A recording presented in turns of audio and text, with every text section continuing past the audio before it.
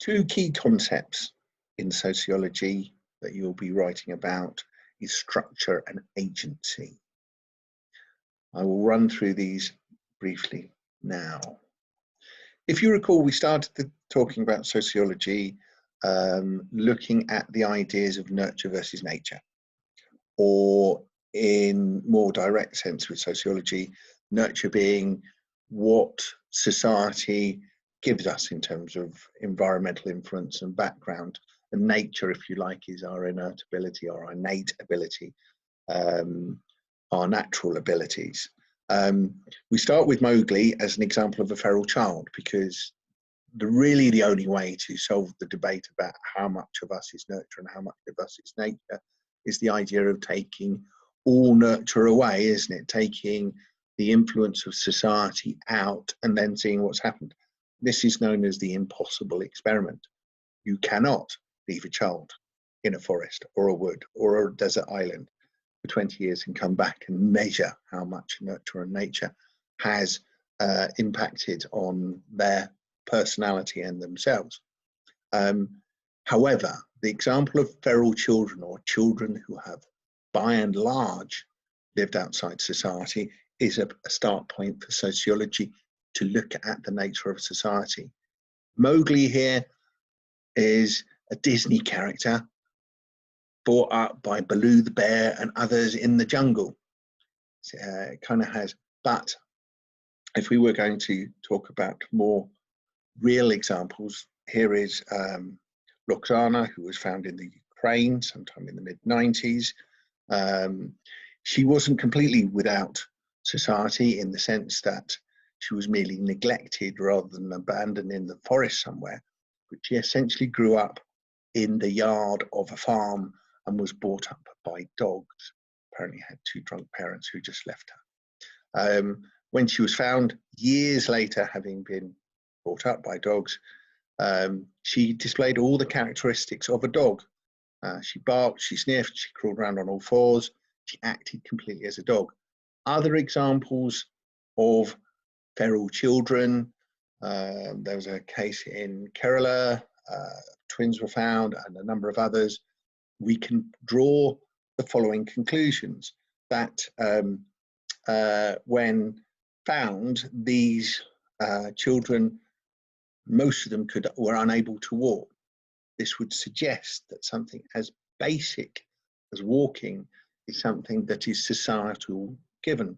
It is given to us, we learn it, we are not given it to begin with. The ability for speech, communication, apart from in Losana's case, the grunts and barking and the mimicking of animals, there was no natural speech, there is no communication in this way. So this isn't something that occurs naturally, but is something that is given to us by society. A sense of humor. These things we tend to feel are part of that makes us human, is an absence, if you like, if society is not present in the upbringing of children. So something as basic as humor, walking, talking.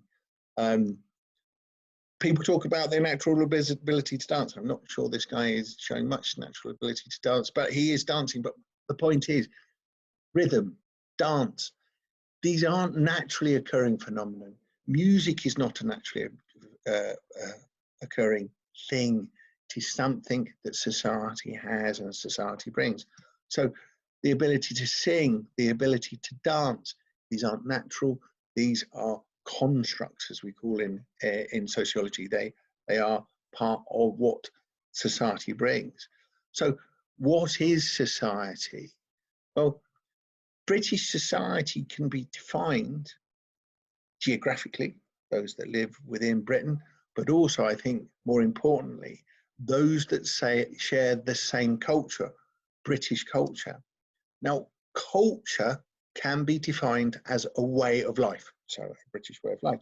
So breaking down further again, what is culture? Well, culture is made up of a number of elements.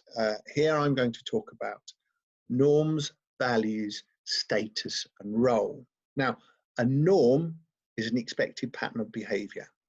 So taking, for example, if Mowgli was to return to his village, he would need to learn the rules, wouldn't he?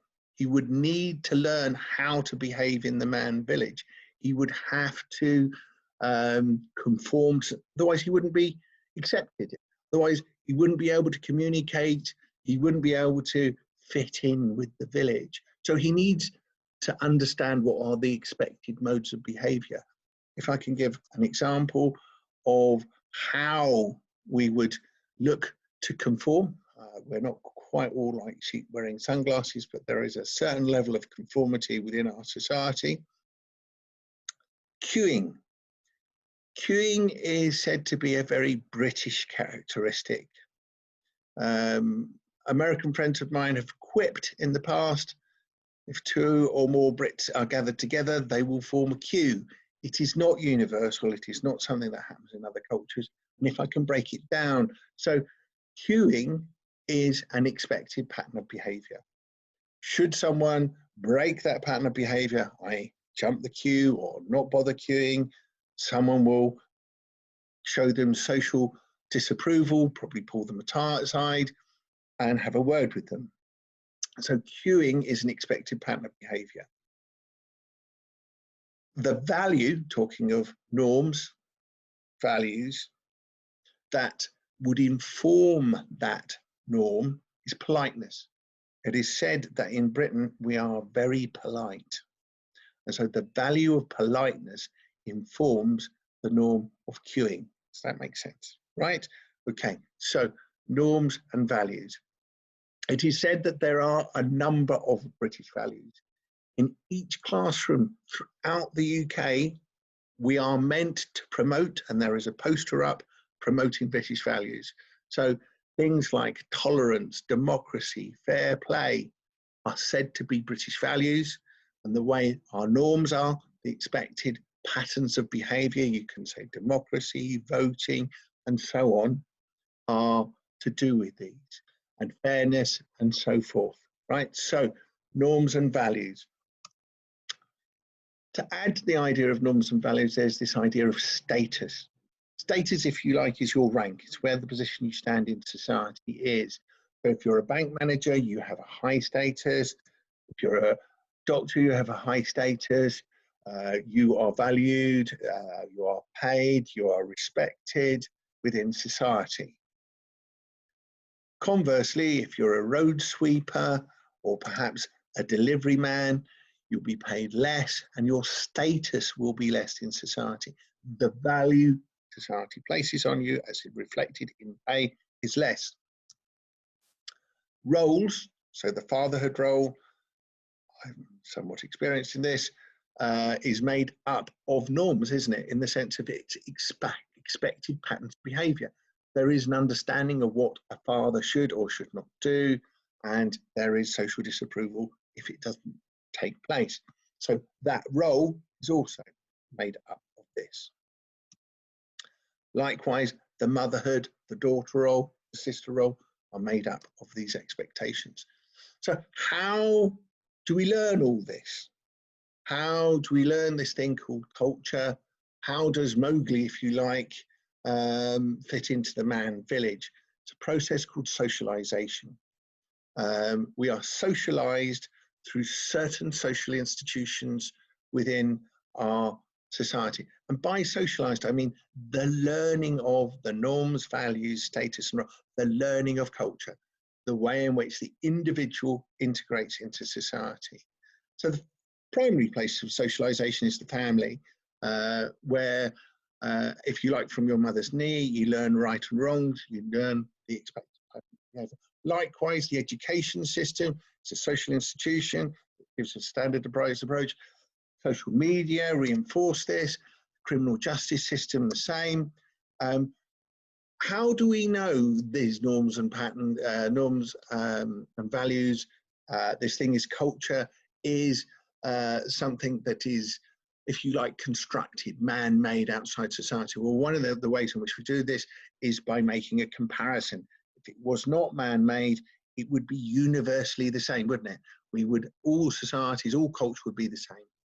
But here we have two French blokes being greeting each other in a way that us Brits would not dream of as men.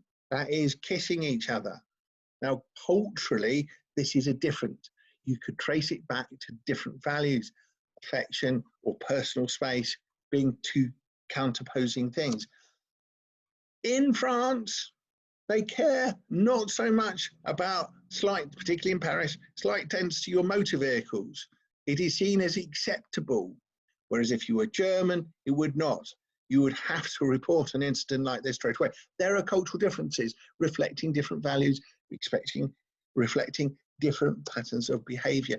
If you go into the past, this is a picture of painted by Rubens, who was a famous artist in the 16th century. These ladies were ideals of beauty at that time.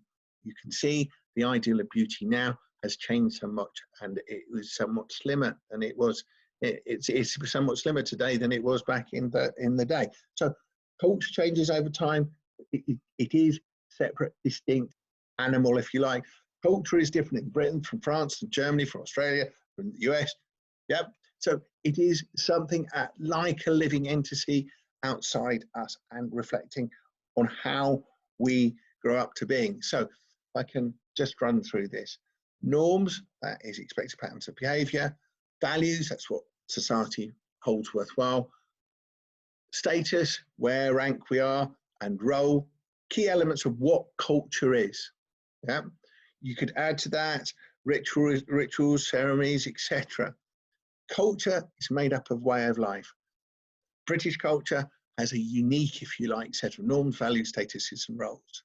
How do we learn culture? How do we learn to integrate into society? We do this through socialization. And we're socialized by social institutions such as the family, mass media, education, criminal justice system, political system, work, etc. So we conform. Structure, as opposed to agency, sees this process as one which is the individual has little say. We are done to rather than the doing. As this rather grim image from Pink Floyd shows us, we are like sausages coming out of a sausage factory. We are formed, if you like, by culture. The agency approach, and here I have a picture of the schoolyard and parents waiting for their kids. Agency does not deny all the norms, values, status, role, the idea of culture. The difference that agency has from those that would, structuralists would say that the interaction between individuals gives meaning and so negotiates or can slightly change the norms and values as applied to different social situations. So from their point of view, the individual has agency, has purpose, has something it can say. Okay, thank you very much.